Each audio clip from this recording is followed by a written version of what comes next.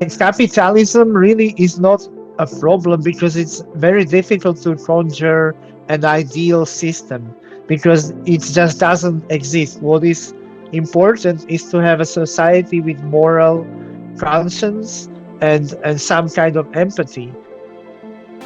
Like we may have a discussion about AI and how it's influencing the landscape, but what is the difference between suno or whatever it's called, generating music, and hundreds and thousands of people trying to make another dimension or a sub-focus track?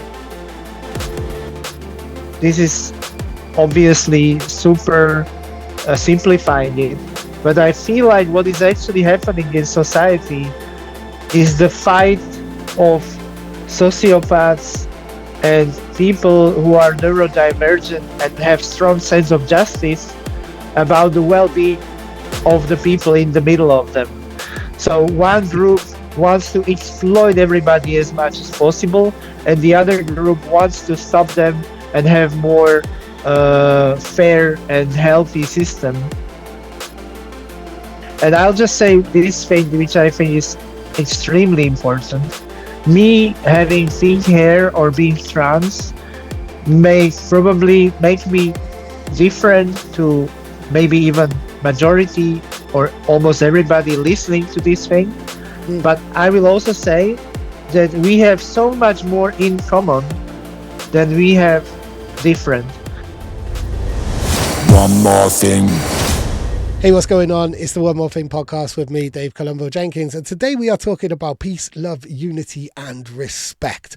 Not as a general concept, although I would love to see more of that in the world right now and in the scene. But specifically, it's the name of a compilation, a humongous compilation which dropped a few weeks ago on Imagine Audio, which is run by Zach Miao, and is curated and put together by Slovakian drum and bass pioneer and all-round legend, Matia B Complex. B Complex you may recognise from releases on labels such as Hospital, especially her signature breakthrough anthem, which remains an anthem to this day, Beautiful Lies. The compilation actually came from a really horrible place of hurt, of pain, of really despicable, nasty, ugly behaviour last summer, but she's turned it into something absolutely beautiful and a message of love, which is raising money for a much needed cause, Victory Beats, which is a Ukrainian charity which help so many people who are going through the worst type of trauma and pain with music therapy. There's plenty of links in the description, whether you're listening to the audio version of this or the video version of this. I previously interviewed Matia around about the end of kind of lockdown times. It was the end of lockdown times and the start of the Ukrainian invasions by Russia in 2022. So much has changed since then, but also at the same time, so much is still just as frustrating and perplexing about life in the modern age. Matia and I go deep into all different aspects of living in the 2020s and being a creative in the 2020s. And from Matia's point of view, being a very visible trans artist in the world in the 2020s, and even going to America as well, where trans rights have been completely abolished in the most despicable ways. This conversation is huge, it's deep, and we cover so much ground. We kind of start off quite abruptly because I just pressed record halfway through a sentence. We're kind of talking about neurodiversity, and I thought that was super relevant. It goes into all different aspects of being a creative, how to break new artists, why the world seems so risk averse, what we are kind of lacking at the moment in terms of discourse around art, and what our hopes and fears are for the future. Obviously we talk a lot about the compilation as well, PLUR, and just peace, love, unity and respect in general. This is a fascinating conversation. So many interesting points in here. It might take one or two listens because, like I say, it is absolutely huge. This has been a real pleasure. Thank you to everybody who tunes in and supports the One More Thing podcast, or any of our interviews or any of our output. I'm sincerely grateful for any support that we are shown or any interest that we are shown. We are here to give people a platform to tell their story and to give them space and to talk about the music and the energy and the culture that we love. In Matia's own words, we have so much more in common than we do differences. Enjoy. One more thing. Like Feel on free that. to stop me because I can be too yappy at times, and sometimes I expect to be interrupted, and if I'm not, I just keep going on. That's also kind of an ADHD thing, you know. Like in my Oh, family, you kind of have to fight to be able to speak, and unless you do that, you just don't have a chance. And it's yeah. not great with people who are not used to that. So fair Yeah, warning. totally. Totally. Okay, well, thanks for the warning. I mean, that's what we'll just start here, I reckon. You just mentioned ADHD and you did on email, but I don't remember that coming up in conversation when we last did an extensive interview. Yeah, So is that a recent diagnosis for you then, or a recent it revelation? it isn't even a diagnosis, and I know it's not really good to just throw it around like that. But my girlfriend was actually diagnosed with autism at one point, and she's like very high functioning autist though. Uh, and I was really not thinking too much about it, but living with her, learning about the thing, I was really learning about myself as well. And all the signs point to me being either ADHD or on the spectrum or something. But because I was also, or I am, I would say, quite functioning and very talented in some ways, it was always kind of ignored. And while everything was going okay, it didn't really matter. But you know, it's a matter of time when you actually start struggling. And when you don't know it, then it's very difficult to deal with it because it's like, I'm just not good enough. I'm just lazy. I'm dead, or like all kind of things could be true. And basically, I would say there was never really much of a dialogue about it until recently. Even 3 years ago, we last spoke in May 2022. Even then, neurodivergence and neurodiversities wasn't a topic that people were talking about. It wasn't a relevant or such a prevalent conversation. Obviously, it was, but just not so much in the mainstream and not accepted. And people understanding these kind of categories Yeah, of brain types, really. I mean, I've been described as neurotic my entire life. I just didn't know what it meant. I just thought it was yeah, annoying. That's what I thought it meant. I just thought I was weird, really. yeah. But it helps you make sense of a few things, really, doesn't it? There was one more moment of like self-discovery in this way. Obviously, I'm trans, right? So that also was a journey to come to terms with that. But being trans or gender, as you know, can really be a spectrum.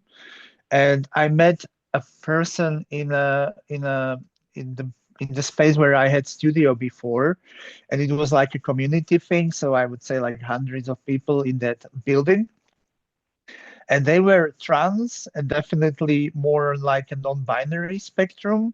So from the regular person perspective, not a usual person you would meet, and it wouldn't be easy to categorize them as well.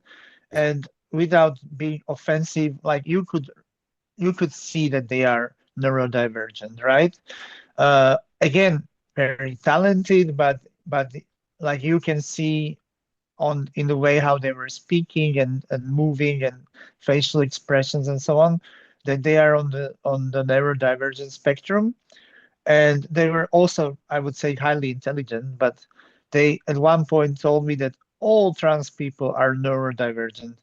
And I was like, well, I'm not, because I was absolutely not aware of it because nobody really spoke to me much about it. And then obviously that just stuck in my mind, and I would be keeping like thinking about it. And especially, as I said, with understanding more and more of Nelka, I was really self-discovering myself, and I could see a lot of struggles that I had that I'm still having that are really rooted here, or not even like being neurodivergent, but nothing really being done with it since I was a kid.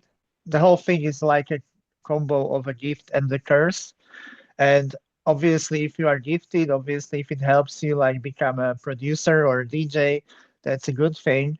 but then I can struggle with some really mundane things like maintaining my environment. I'm often too much in my head. I'm overthinking things all the time. And I know everybody experiences it in some way, one way or the other. But in my case, it really can be crippling or it can actually damage my relationships and stuff like that. Because what can be really easy for normal people can be really difficult for me. And I know it should be easy. And I'm like, why I can't do it? Like why I'm struggling with it. And if you learn about neurodivergence and how can it manifest, then it helps you understand yourself better. And I would say be kinder to yourself actually, because a lot of my problems would be like me feeling guilty about something or just really feel bad about not being able to do some stuff that I should just do easily. And I think that manifests as well, doesn't it? I can relate to all of that. And there's sometimes you know you need to do something. And Mhm. I use an example, sending music out to people who I don't know that well, but I know that they would willingly accept music off me. But there's something in my head like they're going to say no, they don't like it, they hate you, all of these kind of layers and layers Yeah, of thoughts. And I'm literally sitting here not knowing what to do. And like my brain is saying one thing, my body is just stuck, frozen. And there's yeah, something I read of yours while I was preparing for this interview and this conversation. I was going through your Facebook and stuff, and there's something that you wrote. You wrote a huge post about all of this and about your yeah. mental health in early December. So this is a real like recent revelation for you, but it was something I actually cut and pasted. Was I did not feel like I deserved any of it because deep down I know that I'm not good enough and was behaving until they believed it too. So it's almost like a self-fulfilling prophecy, and it's self-sabotage. And you put the you self-sabotage wound victorious again. And it's not lack of self-confidence because you said I have plenty of that. I know what I'm capable of, but it's literally this horrible block, and you're almost Yeah, frozen. Like as you say, complete executive dysfunction. And I did for all the years of my life always thought that that was just lazy or weird or like why yep, aren't I doing this? I know I need to do this, and yeah, you're making some toast, phoning up someone you haven't spoken to for ages and don't need to catch up with them then, or getting back to a message or any of these things which you would normally put off in another way. Like it's whatever. It's like you're at war with yourself, really. But that particular part, that whole post really resonated with me. And it sounds like you're in a positive place or moving towards a positive place. I would say so. Yes, I mean, the information I would say is crucial because when you struggle with something you don't know what it is or you don't have vocabulary for it, it makes it so much harder. Let's say you are on a wheelchair because your legs are not working properly. Everybody will also see that and understand it and will manage it because they understand what it means not being able to walk when you have some uh, ability problems, right? But this whole thing, as we know, is not really, or as you said, it's kind of recently put into mainstream conversations. And the same thing I would say is like with trans people, like understanding why somebody is trans or why, like gender or sexual differences used to be or are taboo, but the same thing could be said about psychological differences. That's also why I actually posted the whole thing because I felt like it actually can be beneficial for somebody, and it was also me kind of processing the whole thing, like journaling or something, you know. Yeah. And just I wanted to show that I somehow moved somewhere where I actually understand things better. Uh, and that's like the first step to actually do something about it. So I used to go to therapy before COVID, and COVID basically broke it. And now I started doing therapy again, and I think that's like the first step that I should do to move anywhere from it. Mm. And like that's also one of the ways how to be productive again, because if you are not in a good place, so maybe sometimes you can actually use it for some creativity, but that eventually burns out and then you are just basically stuck and you can't move anymore. Well, that's one really recent example that I've had, and it really relates to kind of where we're heading with this conversation. Is I released a compilation not long before yours, and it was a similar size, put in so much effort, so much effort. I was like, I ruined lots of my family Christmas with it, with promo aspects, like. But then the day it came out, and I didn't feel that energy back, and I kind of felt like I was just like I find release day for, as a point of view of a label owner, really, really hard. I find that the anticlimax that times 35 tracks hit me really hard. Didn't then lost my all the stuff on my computer, and it was just like for a good week just completely flat, not able to do anything, not able to think about anything.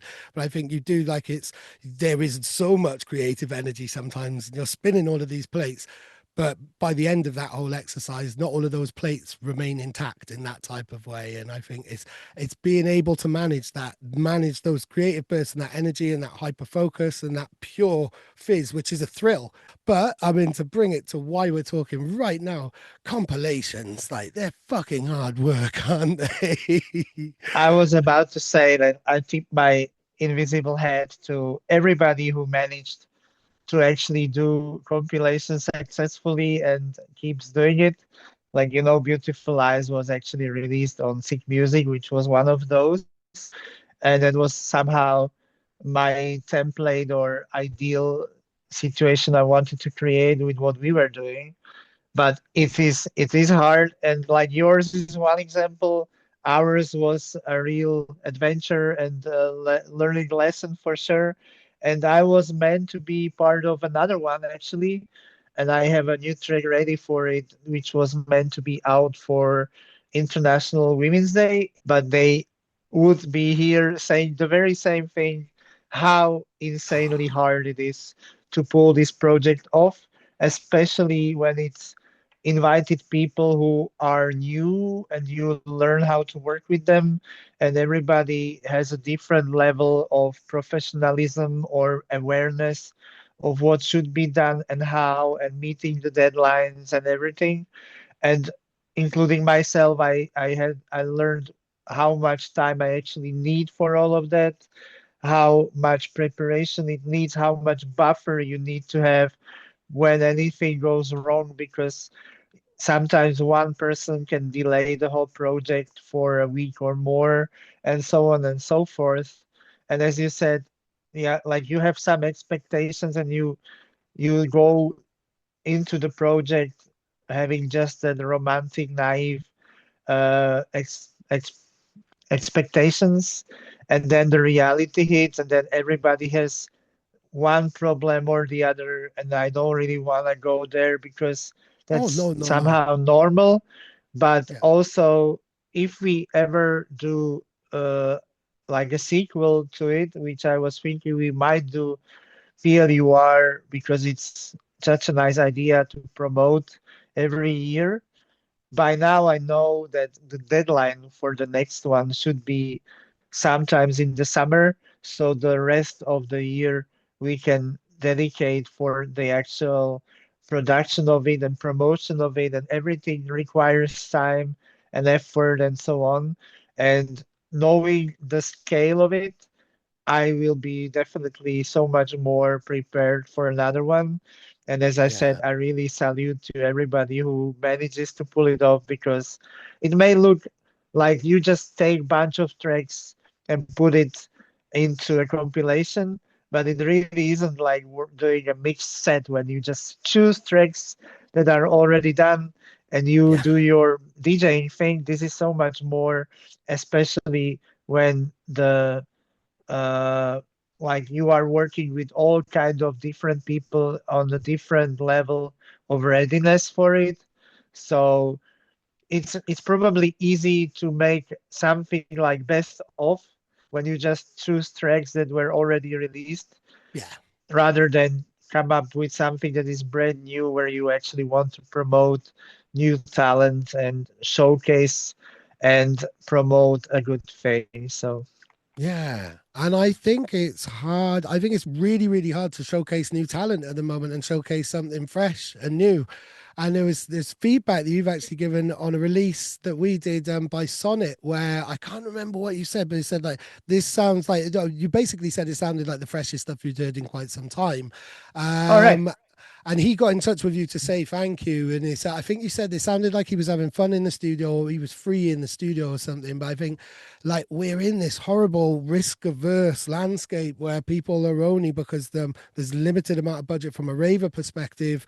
They want to know that they're going to get value for their money in one way or another, or know that there's going to be a joy return, I guess, or, they're going to get fulfilled by it. But also from like the kind of mainstream and labels, nobody's really pushing exciting new fresh stuff that's different, like really radically different.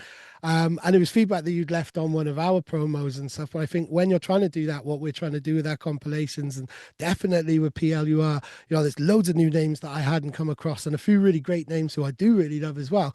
It's so hard to push something new, isn't it? And something fresh. There's an extra challenge in our way at the moment. The landscape is really strange from my perspective. And I've not seen it in over 20 years in the industry. I've not seen it in the way that it is at the moment. I've not seen the world in I, the way that it is at the moment either. But I'll say something I probably shouldn't, I'll do it. but for me to give you that feedback actually meant that I actually genuinely liked it because honestly, like 90% of time when I'm getting my promos, the you mandatory have to leave a comment there. And some people I don't understand, again a little tangent, but like people actually review the track and I'm like, what are you doing? Like you are given a track for free. It's gonna be used for promotional purposes, and I mean, most of the times it's never actually revealed what you are writing there. So like if you don't like it, don't get it. You are not forced to take it. Like Yeah. leaving like 1 star review and some bad words, like it's not helping anybody because it's not in the process of actually like developing the tracks. They are already being released, so there is no point in giving like a tech review or whatever. I mean, Yeah. it's probably nice to say something that can be like creative, constructive criticism, but again, I don't think that in flight or something is actually No. placed for these kind of reviews. So It's past the point basic, of that there, really, isn't it? Once exactly. it's got to that stage, feedback months or years before when that's what they're looking for. Now it's actually confirmed for release. That's there's no But point in that. basically, what I'm saying is majority of my comments are like amazing sound, as many words as I have to write so that I can actually download. So I always leave something nice and I always give 5 stars because whatever. This is not like, what is the difference in giving 4 stars or 4.5? Like if you give 3 stars, you're basically saying I hate it, if you know what I Yeah. mean. So I don't really think that this is a platform for a proper feedback, which actually this platform I would say is to have a genuine conversations, and we also would like to start some sort of a podcast. But back to the topic of creativity, I think it's actually really easy to release very interesting music and super creative things. The problem is nobody will listen to it. Yes. Yeah. So this is the problem. Like you have people who are creative, you have people who are able to create really interesting music. The real question is why it's not getting heard.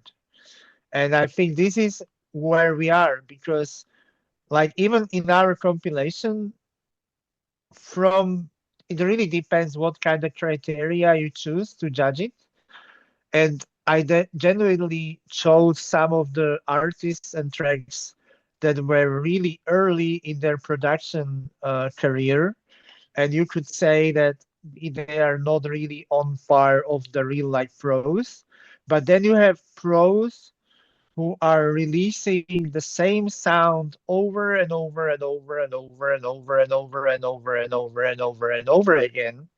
And I don't want to say what names they are, but it feels like they are using one template for all the tracks, where they just change one or the other bit.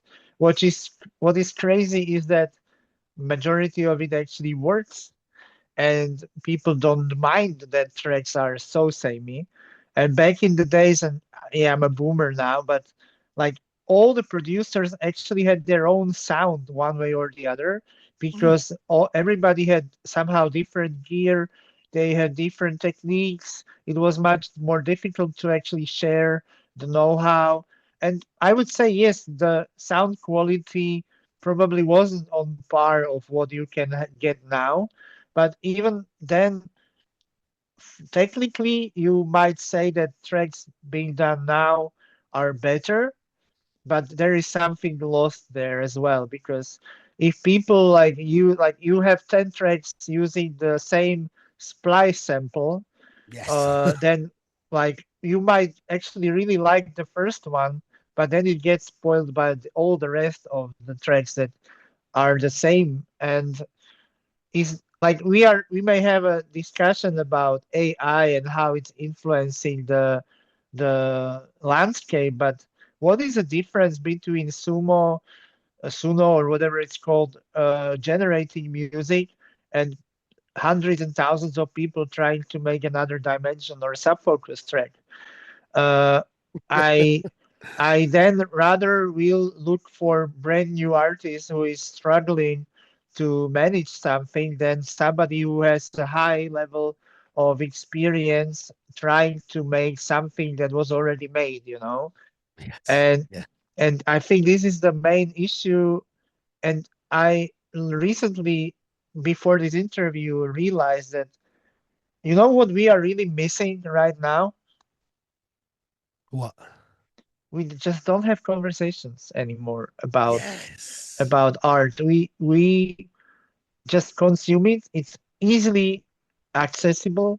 You can listen to those tracks straight away, but there is nothing in between anymore. When back in the day you would like read a magazine or watch a video, or or have a DJ actually be the filter who would select the track in his set, and you would be looking for the track for some weeks or months until it would be released, because Sometimes even years. Sometimes even yep, years. Yeah, definitely. And that, yeah, a discourse surrounding it, a yep, sense of critique, and exactly. whether that was on forums or people queuing up in music house cutting dubs, there was definitely a lot more discussion instead of everybody's just in promo mode all of the time and don't have that kind of receptors to other stuff unless it's got that instant impact or it sits with what they're doing. You're right. Just the discussions and that kind of filtration process, really, in it. And the other Really. thing is, when somebody does a new track, they are expecting to be on TikTok doing this to their new track for 10 seconds. And when the clip is over, that's like the promo, that's the track, right? And like I grew up in the days when a track was like 5, 6, 7 minutes long, and you actually, as a producer, could use that time to create tension, to do something interesting. Now, unless you create something that will catch attention straight away, you basically will not be heard, or you have to like like earn people's trust, like only individuals by now would learn, where people will be like, okay, this is this producer X who we really love. I will listen to the whole thing because I trust them to create a track that is worthy of my time and Yeah. attention. And even that, this will only relate to a niche part of the society, because the rest will still be in that consumer mode where, okay, let me click 3 times. And unless in those 3 clicks or 2 clicks, it gets my attention, I will not really like the track anymore.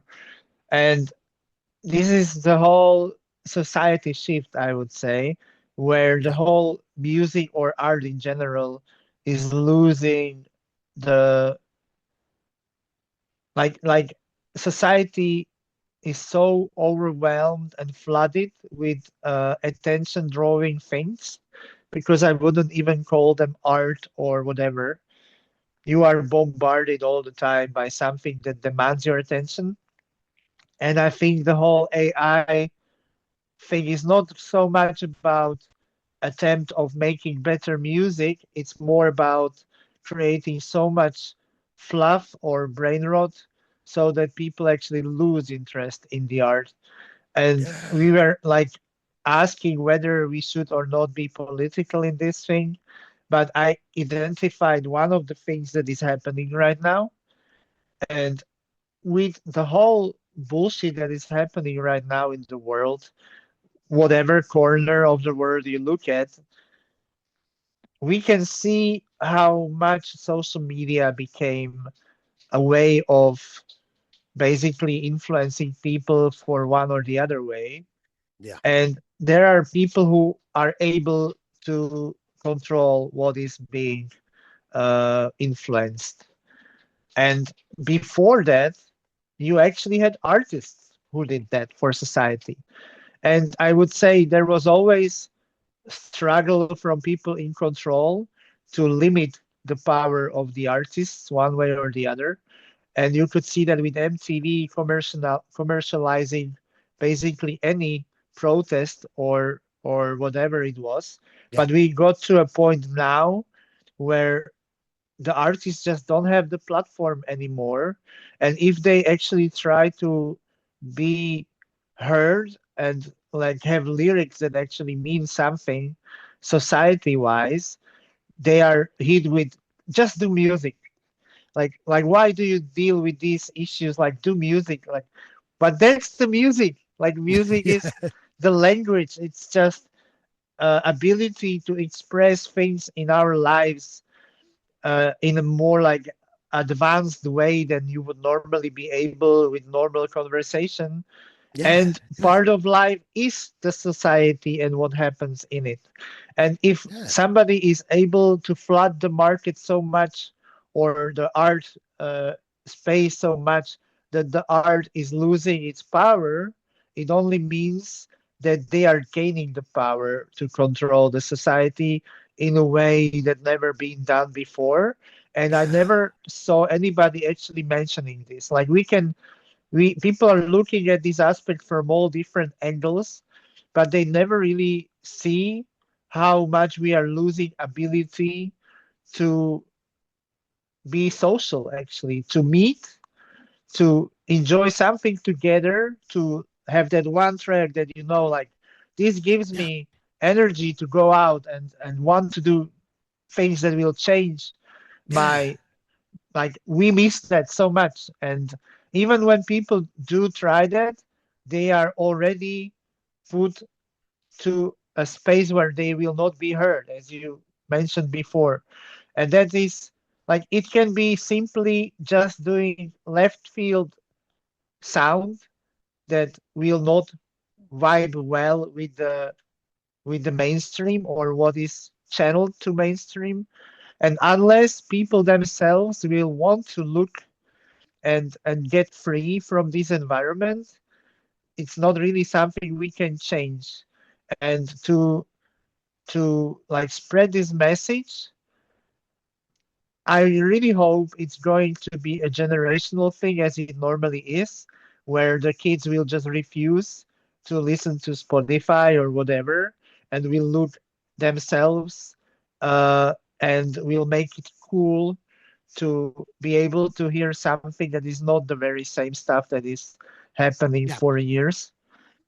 I've got a But little bit of faith there. I came around to a theory when I was doing lots of interviews for my compilation with all the artists, and I was talking to one of them, and I realized that we've like AI is making us question things again, and I think that's really important. And I yeah, see it in my son. My son's 10, and anything he sees, which is even slightly unbelievable, it's like it's AI, it's AI, and so straight away he's already questioning the reality of something. And this could yeah, be a photo, could be an image, could be a movie or anything like that. And I think that's great to have that. Critical thinking, I don't think has really been kind of prioritized in any type of way, and just we've all been kind of spoon fed. So I do have this kind of element of hope that at least that aspect of it will be questioned and won't just be just brain like zombie like consumed as it has been by the mainstream for so long, like for much longer than AI, really. Commercialism, social media, and capitalism, and all of that kind of, this has all kind of created that. And you could go back to like the 80s in the UK politics, where Margaret Thatcher said like society is dead and championed individualism, but by championing individualism, you're breaking down people's ties. And now where we're just like quite often stuck in our own houses, don't go out so much, we don't rave so much, we don't socialize so much, even like dating and meeting people is done through tech firms. Oh man. It's all algorithm based, really, isn't it? And it's stopped us from connecting. And I think what you do on Discord, and having kind of dipped my nose into it, I mean, I've got a new computer and I haven't installed Discord because my problem is I'm too easily distracted. And when I was invited onto yours, it's like, oh my God, this is amazing. All of these different categories. I want to do this for my community for one more thing. And I was Yeah, looking into it, but it's so much of a distraction. But by I'm happy to decentralizing help off if these you need main any things, help. that I would love that help. And this is a Sure. separate conversation away from the podcast, but to be able to have, you are developing a real community around you. And I think that's great. You can have separate threads for separate conversations. It's not algorithm based, it's real topics which bring you all together. The love of music, and everything else that kind of brings you together in that way, and brings your community from around the world and possibly local as well. But I really admired what I saw on there. And I think that's one way of fighting the kind of more corporate system that we've all been relying on for well over 10, 15 years, really, since the But internet, since streaming, really, I would guess. Like, but that's really literally what happened. We were robbed. We were Our spaces were taken away from us. You most likely remember times of Dogs on Acid oh and yeah, B&B Arena. And we always had like forums or spaces or IRC or even Facebook and MySpace when they started. They were literally social networks.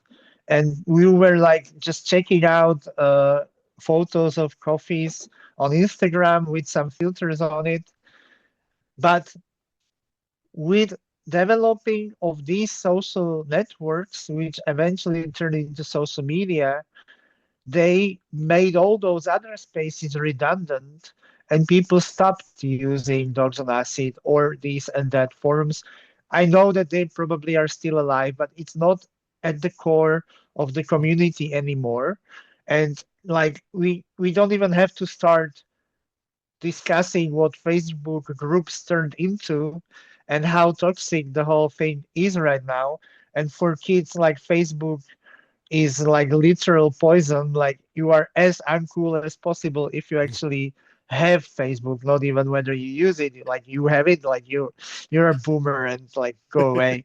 And I know that most likely majority of kids right now are like just using their group chats. And I can see how even like commercial products or advertisements fold up with it, like be the coolest guy in your group chat because they know people just are not using social media as much anymore. And basically, they just like they took us hostages. They took away our organic reaches. They platformed us. Instead of you see your friends and family, you see suggested content plus advertisements, yeah, and just enough of that personal content to keep you hooked on the thing so that you don't actually leave it anymore. But I can say that my success was definitely so much thanks to the internet and organic reach. I was lucky to release Beautiful Eyes at that time when it was on probably the best peak of it. And you can also like we remember like it wasn't so long ago, but yeah, what people are actually interested in are so weird and ordinary things. Like you would have the whole like thousands of people watching somebody like doing some masonry or whatever, or just like doing like a really crazy dance somewhere, and that would become viral because people just really enjoy that. And that like early days of these social networks, the content was anything yeah, but catered and polished, and like then people started to artificially follow those trends and create those things, which were kind of lame, of course. But like back in the days, you could actually dislike things.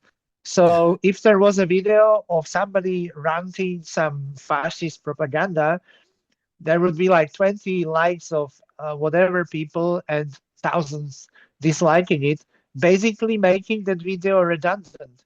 We were taking away this chance to self-police the content because the people who own those algorithms don't want us to be able to No. do that as a community. And as longer that lasts, more normalized things are. And here we are in this crazy dystopia right now Yeah. where literally US is turning into fascist country. They created their own Gestapo, which is killing its own citizens. And we are like just watching it because we are unable to create as much riot or revolution with the art and community things. We just don't cross the threshold where it will be enough to do change. And as Mm. long as we are under that threshold, they don't really care that we are mad about it. And unless we get No. mad enough, it will get worse and worse. And it will get to a point where we will no longer be able to do something about it. And I really hope that the generational thing, as you mentioned, will make a difference. I know that like when photography was new, people probably thought about it very same way as AI. The problem is Yeah. that they are actually able to cater the feed in social media to actually influence what people will think because it's done in a way that people will think that it's their own idea. And that is the biggest toxicity of the whole thing. That's And unless scary, we like meta level propaganda and mind control in that type of way. Now, one like this could really easily lead us to like the one observation is that when there's something negative and nasty, that does go viral, and it's like the algorithms feed it. But first, because I want to kind of get to that and talk to you about that, you've been in America recently, like, and I was quite surprised by that because of their treatment and their just complete like erasure of trans identity. How did you find that? How was it? Were you nervous going to America? Or what was that experience like for you? let's say the first thing, majority of Americans are on our side. Yes. Yeah. Yeah. Yeah. Yeah. Yeah. This Yeah. is this is Completely. the crucial thing. And that needs acknowledging, doesn't it? So exactly, and what is happening right now is the actions of minority, uh, and it's unfortunately not very easy to deal with this kind of oppression. But even in the elections, when you just count actual votes, it's a minority. And when you know where the other votes came from, those really were not the areas where I would be going to. So you could easily say that the majority of bigger cities are liberal and open-minded and democratic. Yeah. And the question is why the rest of the country feels differently and whether it's actually what they actually think or what they were fed and how they want to somehow cope with their situation. And you can see this division between people from cities and people at the rural side in Brexit, for example, as well. You can Mm, see it in Slovakia, you can see it anywhere. And the problem most likely is on the side of people living in cities not being able to understand the needs and situations of daily lives of people not living in the cities. And that is something definitely that needs to be thought about from those liberal mm, communities, but not in a way that you would be like self-bashing yourself that it's your fault because it isn't. It's just that somebody with power is able to use all these tools that are new to change minds of those regular people to like suddenly start hating trans people because trans people were here forever. It's absolutely nothing new. They were part of the ancient communities and cultures all around the world. It's like percentage of people that are born this way, whatever it means, which also means there is a biological reason for us to be born. The same way for like gay people. Yeah. I usually explain it like we are social species, which means that humankind lives in wider families. The traditional family is really just artificially created and Yeah. stupid unit because it's not like mother, father, two kids, a tree, and a house, and that's it. Yeah. Because, That's a capitalist kind of fabrication to yeah, keep people in their exactly. place and to keep Because structures in their place, isn't like it? the reason why we actually grow old beyond our uh, what is it called fertility years is because you becoming a grandmother or grandfather are like you are meant to be part of that family. You are meant to be there to help with the young children because human kids are a bit more difficult to develop than like puppies or whatever. And you are meant to have aunts and uncles and grandfather and cousins and whatever. We are meant to live in these big tribes and families and communities. And just to connect it with our conversation, it can easily be like your rave culture, like your tribe of people you meet in the club and your Yes. friends that you help each other. It doesn't have to be blood related, but in Yeah. that blood relation, like somebody gay, maybe not everybody is meant to have children, but they are doing something for society that is valid and that helps those newborn people. So you just have to find your own role in the society, but you are not like not everybody needs to procreate to be relevant and or valid. So that it doesn't matter if you are gay or not. It doesn't matter if you are trans or not. What matters is whether you are a good human being or not. And Yeah. just going to the USA, I'll go a little bit deeper. Maybe I shouldn't say that, but for our stage Imagine Audio, we were booking ambidextrous, and they were really in a much more like much darker place, thinking about visiting US than I was.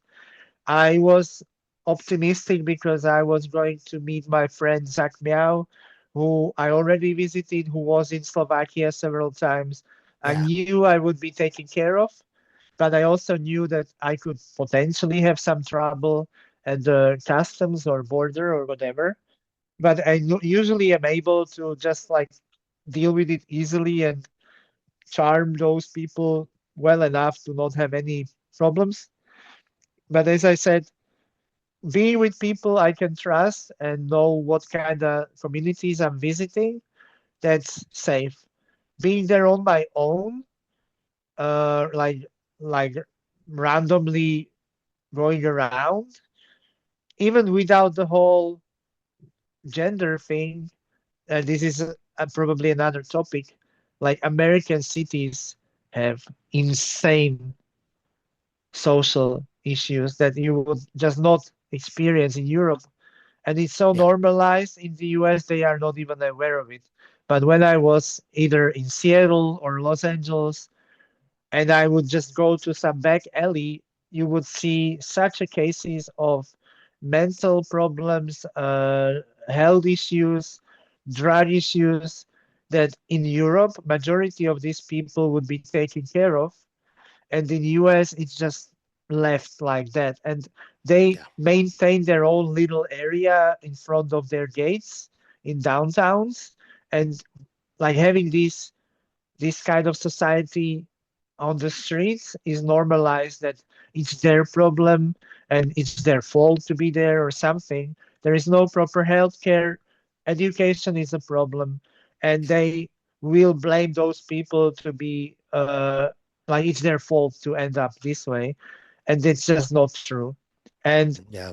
I was actually more afraid of people who I can't really know how they will react to me, because they could be high on drugs or something, rather than having it political, like I am an enemy because I am trans. Yeah, just literally the case of you've got something in your pocket that they might want, which will then, they've got nothing, literally nothing.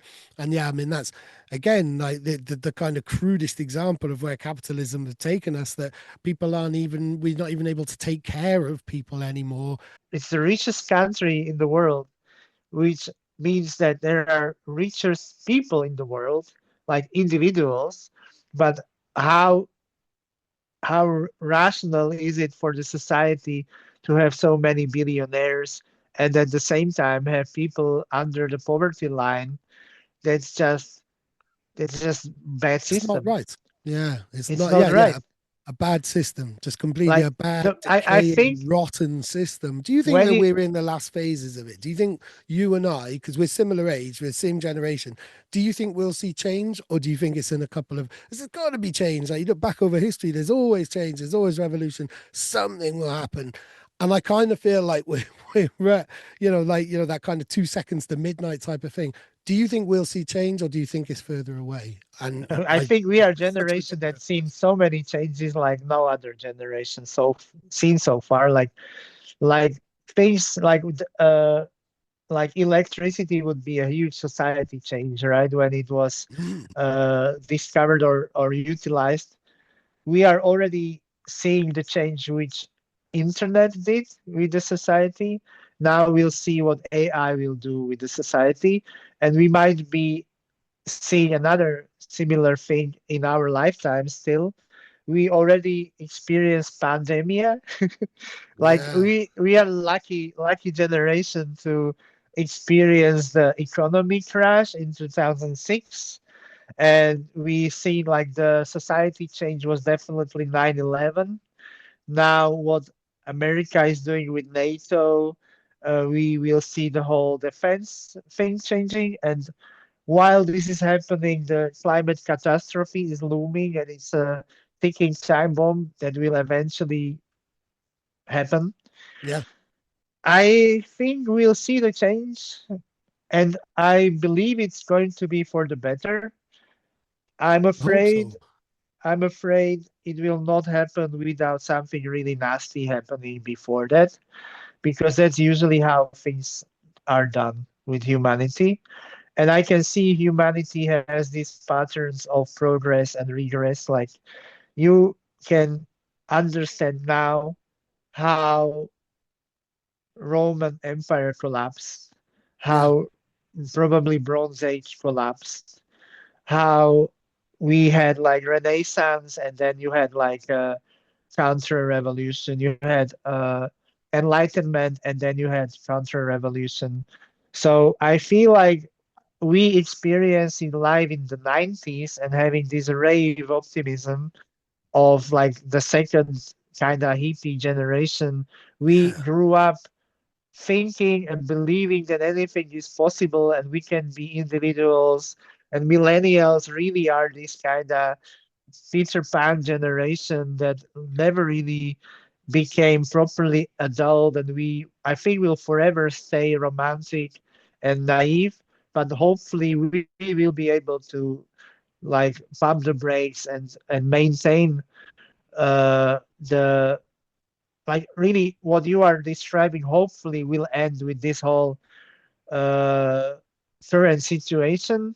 We will hopefully finish the conflict in Ukraine with Ukraine winning or at least not losing. We will see the end of the fascism in the USA. We'll see UK finding reason again. We I will think we're hope that actually kind of seeing that now with what's going on with America and stuff. There's a lot more alignment between the UK and Europe, and a lot more like very reasonable, grown-up, mature conversations seem to be happening, and compromises and working together. honestly, Maybe. UK would be exemplary country for Oh, me if I would ever think when I was starting touring, which would be the perfect country for me to go. That would be without any question Great Britain. And wow. after Brexit, that whole thing crumbled. And I still know it's the same people living in UK. I love UK. I love its culture. I love but like seeing sudden spike of like xenophobia and racism, like basically the irony of UK losing all the Polish workers and Poland eventually overtaking Great Britain in the industry and economy is just I could never imagine that happening, but it looks like it might be happening now. And go on, Poland. And again, I would say it's somebody taking advantage of innocent people and their naivety or gullibility to their own purposes. And I think what we need to do for an actual change is identify these people, find some sort of responsibility for Yeah. them.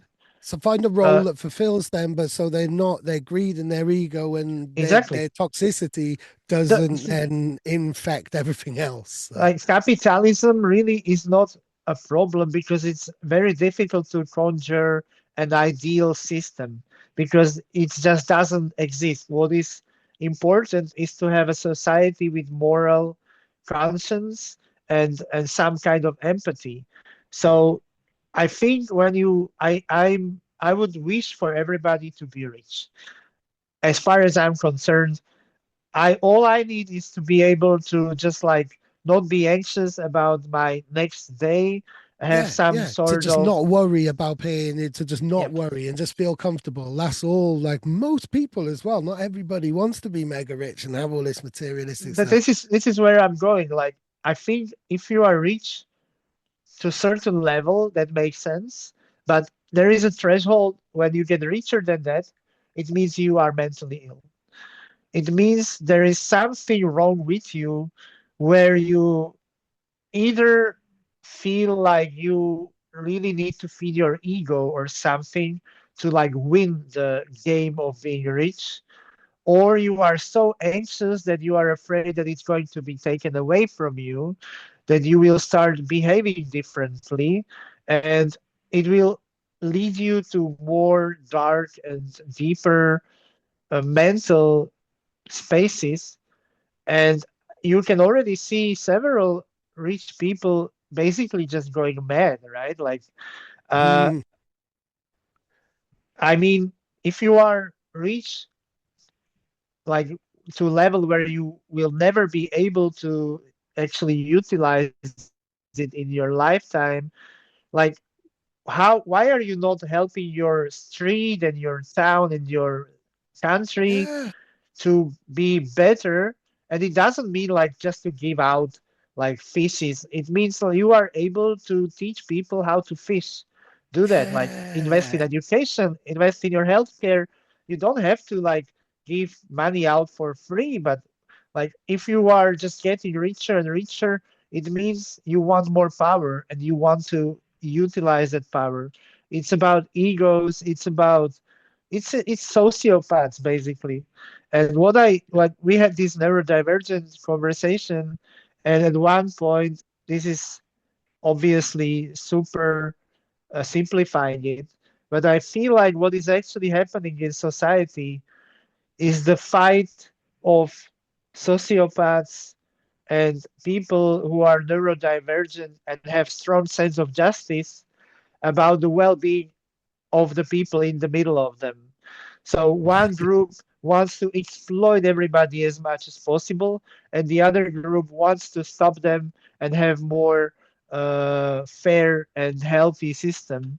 And right now, I feel like so the justice crowd is losing, but I hopefully can see that the majority of the middle will realize eventually who is on their side and will help to overcome those sociopaths and Yeah. predators who are taking Yeah. advantage of them.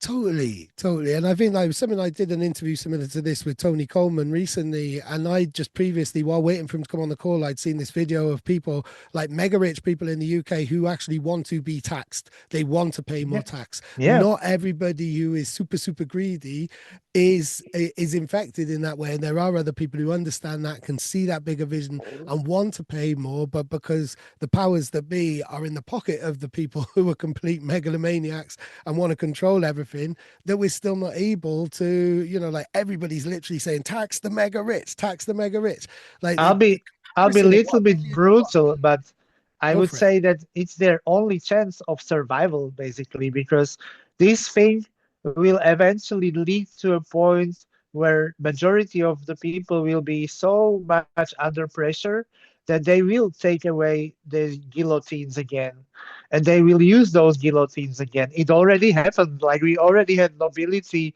being so rich and Yep. taking advantage of regular poor people to a level where they were like, enough of this whole bullshit. We are done with the feudal system. And what is happening right now with the billionaires? They actually are creating something that you could call neo feudalism, where the nobility, the new nobility, are those extremely rich people. And let me just give you an example. I don't have precise data, but like Elon Musk around 2010 had like his first $1 billion of wealth. Now he is beyond 100 billions. And for us, it's like imagining infinity. You just can't do that It's because impossible, and it's infinity can ridiculous. be this big, and it's everything in between is infinity. Can be the whole space big or multiverse big. But the best example was like how much is a million seconds in time Yes. and how much is a billion seconds. I don't know exactly what the numbers were, but like million seconds is like few days and billion seconds is like few weeks or months. So it's a I think it's huge more like a difference. couple of 100 years or something like that. I can't remember. I was I trying to mean, remember the we same we can example. find it, but that's if anybody would like to do that, just Google for it and you'll get the explanation. Having $100 billion basically means that democracy is your enemy. Any system that is able to tax you or take away that resources from you is your enemy. Everybody who is this rich will do anything they can to not allow democracy to function anymore. It literally became a cancer. The problem is not capitalism as long as it's healthy. When Yeah. it creates this kind of extremes, it means it's created cancer, and that cancer needs to be dealt with. And the rational reasoning for the people in that situation, if you are a cancer cell, you're like, please treat me and let me live. Tax me, please tax me, let me live. Because this is the reason. It's not like I suddenly want to give out my property. It means Yeah. that these Yeah. people are still healthy enough to realize that this is their way of surviving, because for them it really doesn't make a difference if they have this number of millions or that number of millions. As long as they have decent number of millions, they are happy. And this is the whole question of how to distribute resources and wealth to maintain healthy capitalism or society or however it's called. And Yeah. this, what is happening right now with billionaires is just cancer. And it means that it either will kill you or you will deal with the cancer. There is nothing in between. Because obviously right now that cancer is creating an environment that is pulling us to darker and darker society situations where Constantly it manipulating, finding scapegoats, pointing at other people, and no, it, redirecting no, blame and generating literally, hate. literally murdering people is what I'm talking about. I'm not talking about like this kind of left-wing liberal, nice political ways, like it will make you lose elections. No, we are talking about people creating their armed units that they are using against people. This is what is happening right now. They are creating the structures of power. They are taking away the rule of law. Like law is not equal for all the people anymore. Yeah. They are not even pretending like they used to, that like America is for everybody and it doesn't matter what religion you are, or no, it's like it's us and you, and that's it. Like once, and trans people are a great example here, how it started, how they created the inner enemy. Suddenly us being weird and being so weird that it's an easy scapegoat for everybody, and it's not enough for us to actually have any political influence, so they don't have to be afraid of us. So suddenly people who never gave a shit about somebody's gender are seeing us as their enemies. And I would say that maybe partly us being neurodivergent and seeing all these patterns and able to recognize, but what also trans people mean is that we are by nature unable to conform to what is expected of us. And trans people are showing to all the rest of the people that you don't have to play your role as a masculine man.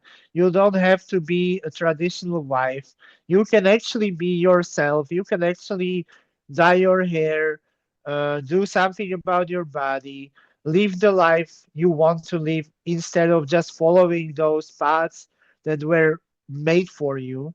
And this Yeah. is the biggest problem for any power establishment that wants to have people in the boxes, so it's easier to sell them products, it's easier to influence them to vote for one or the other thing. If everybody in the world would be able to have their own coming out, even as a heterosexual cis person, but in a way that's something we lost. I would say in the tribal societies, people usually had something like a rite of passage or a ritual to become an adult and like choose your own Yeah. adult name, like figuring out who you are. And the establishment does not want you to go through that. They want you to be this kind of children forever that need to be taken care of. So instead of you being able to be do rational thinking and make decisions for yourself, you just follow the MAGA trend and you become part of the herd. And best thing is that they actually think how much it's all their own ideas, Yeah. and that's the craziest thing of all. Yeah, definitely. I read something. I'm trying to remember exactly what it was. Was like it's not. It doesn't matter that it's a lie. It's getting people to repeat back what is said to them. So it doesn't Yep, matter that it's true or not. It's just repetition, and it's drilled into them in that I way. think And I wanted to get like your thoughts on, because I mean this all kind of then is manifested as hate by the people who don't understand and the people who listen to that and the people who do believe that anybody different, and in your case obviously, and in the case of the compilation and everything, trans people are the enemy. Then you must have an understanding of hate that you're bit well beyond my comprehension, and an understanding and a patience, I think, or an empathy for why people feel that hate and why people might. Because the way that you've reacted to the awful behavior that it's probably been expressed to you in all different ways, and like every day trans people are affected by people's opinions or animosity, but in particular last summer was some really really hateful behavior. But the way that you've reacted, the way that you've gone away, come back with an album and come back with peace, love, and unity and respect, and not fought back in a conventional sense. And this is killing with kindness in a type of way, isn't it? Sending, responding with love, because that's much stronger than anything else. Your understanding of why people might feel that way, you're a lot more patient and a lot more understanding of the fact that hate exists. you know what? First of all, as you said, understanding hate is probably crucial here, and me understanding it means that it's not really hate. You know, do you like football? No, well, I'm not. I'm Okay, not a footballer but guy. I but quite. but but you're from UK, right? Yeah, So you know how people can root for a team, right? So like I know that there's a rivalry between like Manchester United and Liverpool, let's say, right? yeah, And what happened here is this kind of hate. Like you root for Liverpool, and if you like you hate people from Manchester because it's a different team. But this is the answer. they don't give a shit about people being trans because it really does not affect them at all. Yeah, But they created this tribe, like we are MAGA or we are conservative or whatever we are, but it's us and it's them. And yeah. them, like their players, are trans people. So we hate trans people because they play for the other team. It's not so much Like a like tribal thing, really. Literally, just it's kind of pulling on absolutely that. tribal. It's Yeah. absolutely tribal. This is the whole like the whole thing we were talking about already. It's just basically the tribalism returning on a level that was unheard of before, uh, because everybody suddenly has the same voice like all the other people, which Yeah. is a good thing and a bad thing at the same time. Like we have a saying that back before social media, only your family knew that you are an idiot. So, Yeah. so now all the voices are heard and even amplified by those algorithms, depending on what needs to be promoted. And if they want to promote trans people to be representative of all those things that they are scaring people with, like trans people uh, threatening the traditional family or religion or whatever, like what we threaten is maybe our own sanity, but nobody really cares about what you have in between your legs, for example. And it's not even something that normally would be discussed. Yeah. But like in some conversations, people feel like it's completely normal to ask me about it or discuss it because they just feel that trans people don't deserve the same level of respect like regular people do.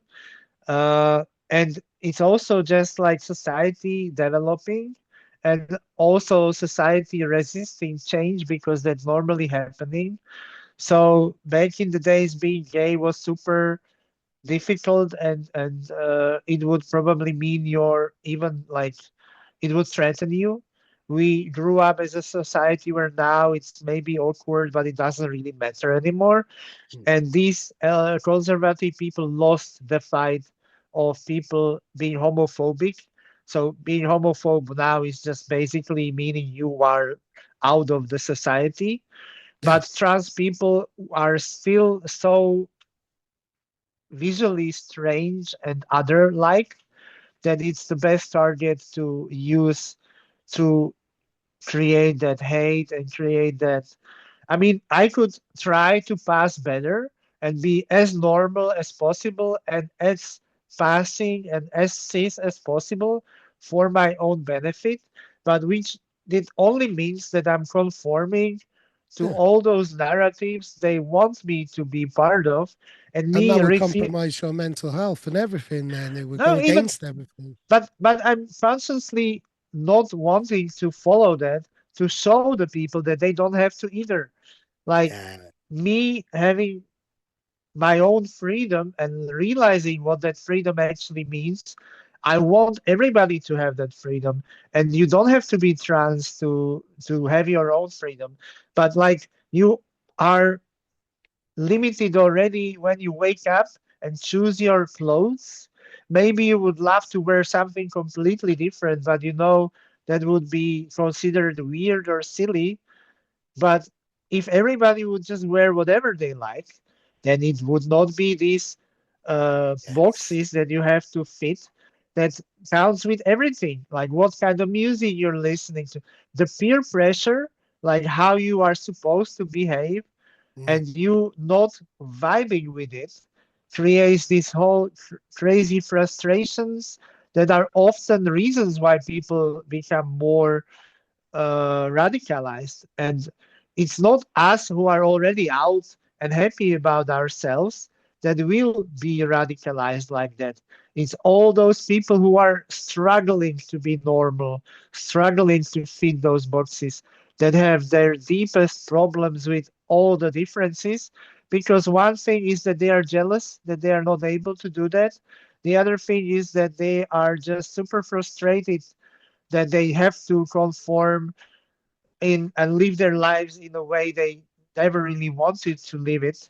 And Yeah. oftentimes they might not even be really aware of it because it's so uh, like pushed much inside I and was going to yeah, say deeply oppressed. Yeah, layered underneath all of these exactly, societal pressures and expectations and roles they have to exactly. fill, they have to fulfill. This is Yeah. also the difference why the cities are more liberal to, let's say, more rural areas. Because when you travel in London metro, in that one wagon, you will have such a variety of people and visual, like people just express themselves differently. You meet so many cultures, and you are able to be more yourself Yeah. than you would be in a small community where everything could make your life harder.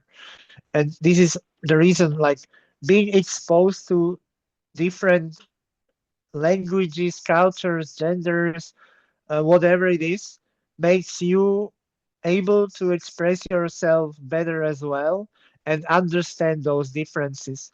And I'll just say this thing, which I think is extremely important. Me having pink hair or being trans may probably make me different to maybe even majority or almost everybody listening to this thing. Mm. But I will also say that we have so much more in common than we have different.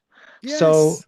we like good food, we like good music, we like to have fun. We majority what we expect from life is the same, and having Totally. this superficial different, like you can choose people who like to wear white shirts compared to people who like to wear black shirts and create the difference in between them and make them others and Yep. make them the fans of Manchester United and hate them.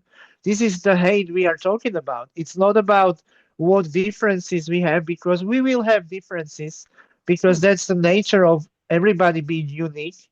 But somebody amplifying those differences and creating this emotion of hate because it's not an actual hatred. It's just them wanting to be part of their tribe, and it's easier to bond with each other when you have somebody to bond against.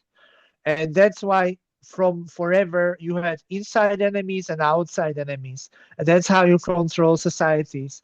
And it's the problem of people not able to recognize that they are being taken advantage of, that this is actually happening. And I'm not saying this is easy to deal with, but it's important to remember whenever you will see somebody and have like prejudice towards them, like first please let them like speak with their actions and not with how they look. I may look different. I can be an absolute ass and I can be incredibly annoying. And you can hate me as much as you like for what I do. Just please don't hate me for who I am because that doesn't mean anything. And that's the case with whatever religion somebody is, whatever. Like we are millennials. I don't have to go through all that, right? Yeah, yeah, yeah. I think that's amazing. I mean, I think that we've kind of reached the perfect spot to kind of conclude in that type of way, really. And I mean, and I want to applaud you for just the way that you've kind of come back at that with a message of love. Where does this energy though? Because there's a lot of positive energy manifesting with this compilation, with everything that you do in your community on Discord and stuff. Where are you channeling that next, and where does this go? Probably not another compilation for a little while after what we were talking about compilations at the start. As you said, like I experienced some kind of bullying or hatred since I was a kid. That is one of the revelations of me realizing that I'm probably neurodivergent because forever I thought that the problem was my impediment and my cleft lip. But recently I realized that it was basically me being weird. So me being neurodivergent and me speaking funny and looking differently and having like scars on my face was just the easiest target for the bullies to use, but they were annoyed about how I behave, not because of my health issues. Yeah. So I really learned how to cope with that. And I know that when somebody is a bully, if you only resist them, you are basically feeding them, you know. And we can actually name what happened. So before we decided to do the compilation, uh, there is this person, I won't even say individual, but there is this person who basically can see all these trends of hate or growth of fascism, and they already being irrelevant suddenly found a niche that maybe I can become a Donald Trump of drum and bass, and maybe I can get the similar attention and support from all the people who are similarly frustrated and want to say things that they feel like they are not allowed to say because saying fascist things is unheard of. And yay, now we can say fascist things and tap each other on the back and we will feel good about it. So Freedom of speech. this is basically what they started doing. And they started with something super racist, which we basically politely called like maybe you should think differently, not me not being really aware of how twisted this person is, even if they broadcasted it. Mm. And they came back with such a intense hate, I would say performative hate. So it's not really so much about be hateful, but like let's show to my audience, like I'm a champion of hate for you guys. Look at me being this radical anti-establishment person, and whatever bad situation I am in, booking wise or popularity wise, it's because people hate me for being real. So look at me being even more performatively real, just hating on these different immigrants or trans people or whatever it is. And they really made it their stick. And while they were doing it, they really talked a lot of shit about Mandy Dexterous, myself. This person was always like that. It's nothing new, but now in this environment where the hatred is so popular for some aspects of society, the problem for me was I expect this to happen in some spaces, but the rave scene is not that space, and it Yeah. should not be that space. And it grew, it was built on LGBTQ communities, it was built on black music.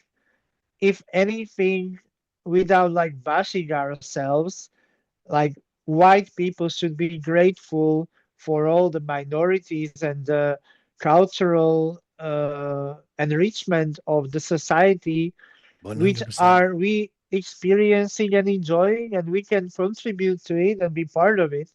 But see a white person to suddenly like be a judge of who should and should not be part of it is insane. And I grew up listening to happy hardcore music as a kid, and all those lyrics were super romantic and super naive and like with the cheesiest melodies and harmonies, Yeah. singing about peace, love, harmony, and unity. And back then, it just felt so weird. Like, why would somebody even like sing about it? Like, it's so normal and so literal.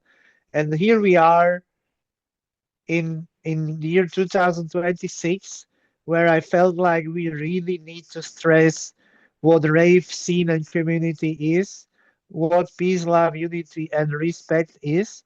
And we made a track that is part of the compilation, a Pulse. collaboration with Shix and Sodi and Zach Meow on the vocal, that is like literally describing what peace, love, unity, and respect is, and it's done in like a partial homage to happy hardcore, and I call it a Euro drum and bass because it's somehow cheesy, but I feel like we really need that cheesiness as well.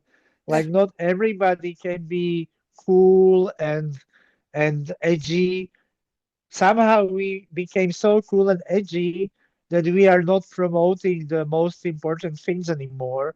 And I really hope that this compilation with the selection of artists and variation of music, that I'm not saying it's the best compilation in the world. I'm not saying it's the best music in the world, but that does not matter. What matters is that everybody is trying their best they can do on their own, for their own space, for the people they can affect. And I hope that if everybody is unique and individual and actually trying instead of pretending, we can do some changes that hopefully will cause a bigger avalanche of change. So I'm yeah, super thankful for everybody who will give it enough attention and time and appreciate all the effort that was put into that.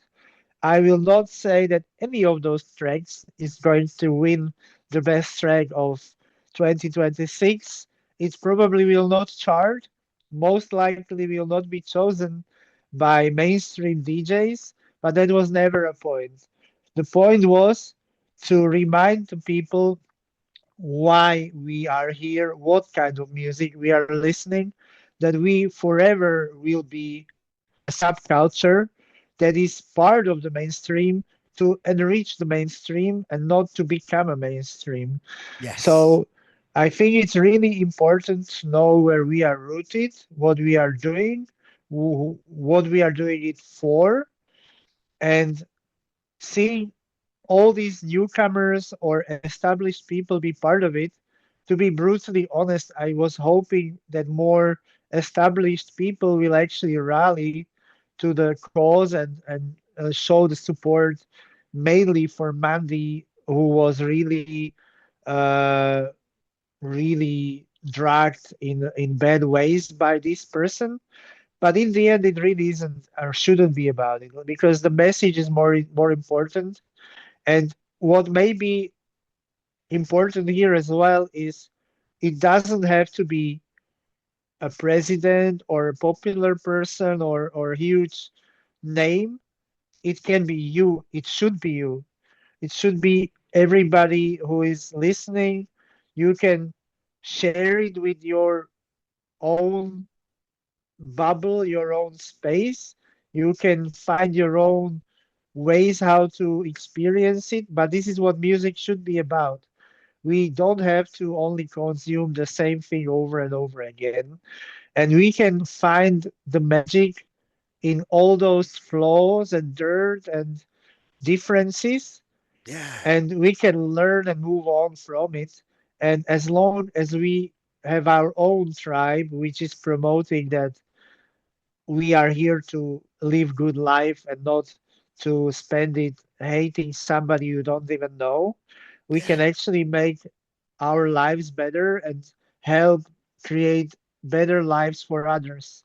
As long as this works with our little gesture we were able to do, and I really hope that we'll just pass the torch to anybody who will feel the same and who will be able to, with any small action, help to never have this kind of conversation ever again yeah, so that we can yeah. actually focus on the good things. Definitely giving me goosebumps there. That's awesome. I think that's a really positive and important note to end on as well. So that's amazing. I mean, I know that you're really bad at releasing stuff and things like that. And you said that in the last interview. It's Yeah. great to see like Pulse on the album and stuff like that. You have Baddies as well. It does seem like more tracks are coming out of your studio now. Are there more plans confirmed for 2026? Or is it all about PLUR right now?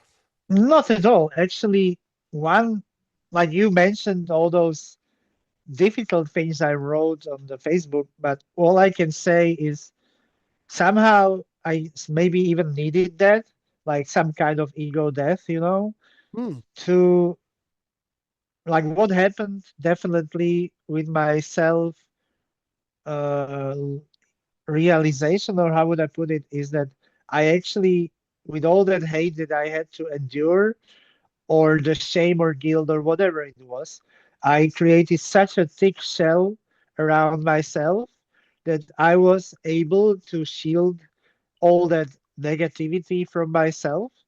But I never realized that it actually protected me too much from being able to express myself as much as I would like to. And that manifested in my relationship, and it manifested in my relationship with music as well. And hopefully and finally, I feel like that shell cracked. So I made more music last year than I did maybe in the years before combined.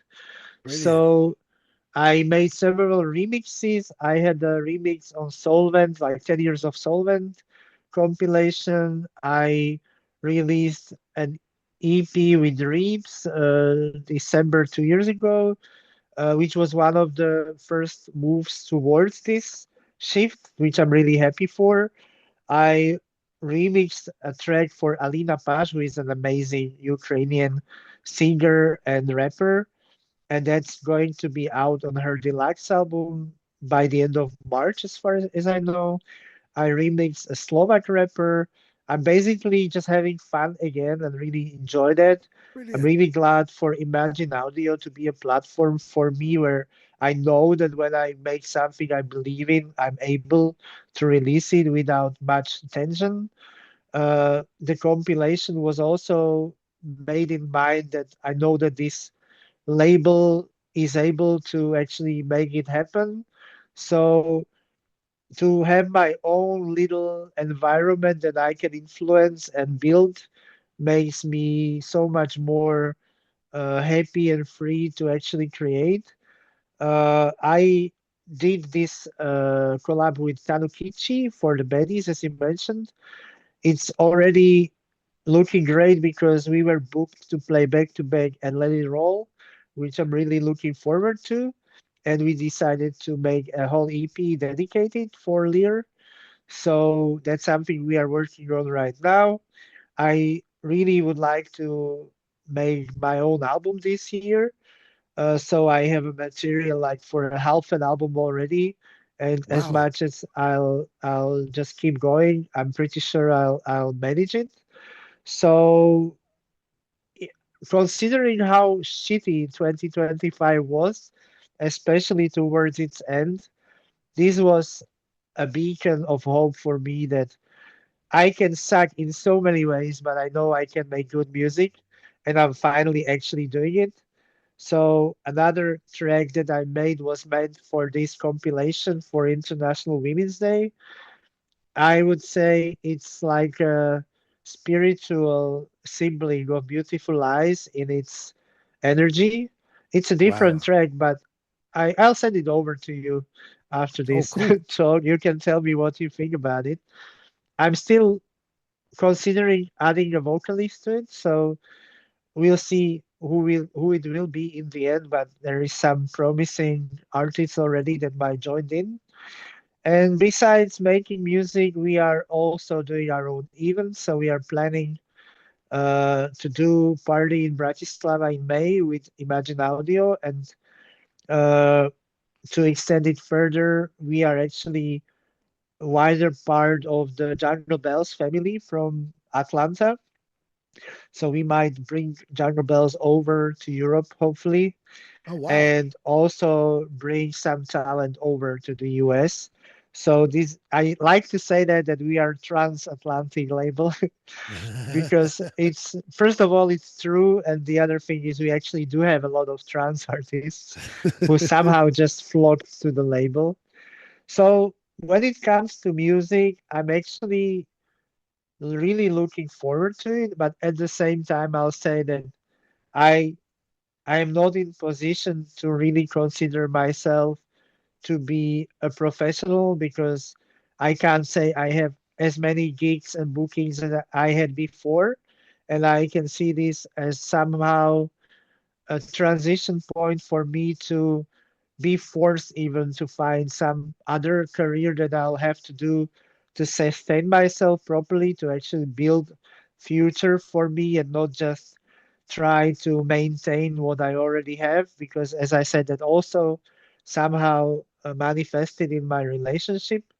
So maybe that is actually liberating me to enjoy music more when I don't feel like this is my work that I have to do. Yeah. Maybe my ADHD finally feels free to just do whatever I like because it doesn't matter. But that Yeah. also means that it matters more because it's more genuine and less experience is something that I mandatory have to do to continue something that was privileged from the beginning. So we'll see Yeah. what will happen. Maybe if we have this conversation after some months or years later, I'll be in a different situation. But for now, I really want to focus on self-care, build alternative to this uh, DJ life or producer life, which is super rewarding, but it can be extremely anxiety inducing at the same time. And I don't think it's spoken enough because if you are an artist, this is the side of things that you just don't really share normally because you being experienced or seen as somebody who is struggling will most likely manifest to having even less bookings because it will look you will look like a flawed merchandise, you know. Yeah. So I only, if anybody who is an artist and is watching this, you are being seen. We all struggle with the same shit and imposter syndromes and whatever. All I have for the newcomer artist is enjoy what you do in the first place and learn to take breaks because taking breaks and having a perspective is the most important thing for you to have a sustainable career.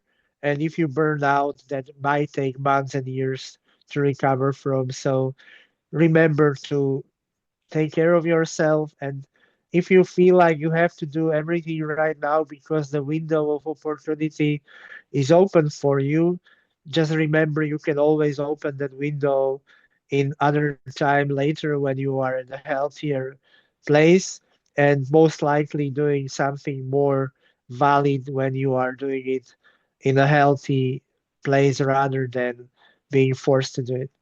Yeah, wow.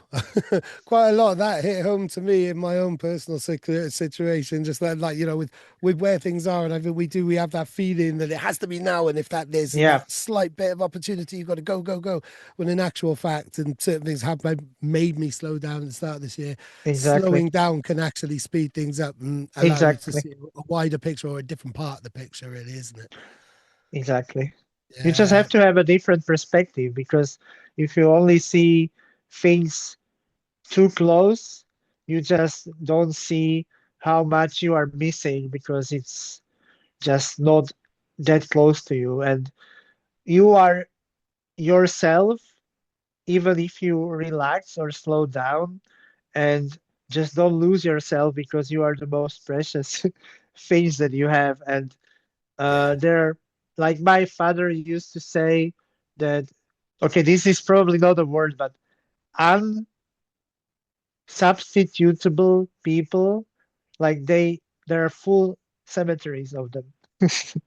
So yeah, so if you feel like you really have to do all of it because nobody else can, trust me, somebody is able to, and you just if you want to help others, you just have to help yourself in the first place. And if you do that, then you will have so much more energy and power. So love yeah. yourself first of all, and then share the love for all the others. Perfect. Perfect. Matia, thank you so much. It's been an amazing conversation. Yeah, thank you. Thank you for joining me on this podcast and everything. Really, it's been a great interview. Thank you so much for having me, and feel free to edit and cut as much as you like. Before we wrap this up, let me just add Mm. one very important thing about the compilation, Yeah, which yeah, I yeah. would hate to not mention. But I hate to promote myself, but what we are really trying to do is to help the charity from Ukraine, which is called Victory Beats. I met them when I played in Lviv in Ukraine, which was really humbling and amazing experience, thanks to the crew called Sound of Ukraine. And when I performed there, I met people who were supported by the Victory Beats. So all the profit from the compilation and royalties and however that works, because I am not that great in knowing this, but basically all the money we will earn, we will donate to Victory Beats. And what they do is that they are helping all the people suffering from the conflict in Ukraine by rehabilitation and musical therapy. But they are doing great work. They really should be helped as much as possible. So I'm really glad that the purpose of the whole PLUR thing is not just being another random compilation, but we have a bigger purpose that we are trying to reach. Yeah, So every support that you guys will give to it is not going for us, but it's going for the people who actually need it. So thank you all yeah. who will support it. One more thing.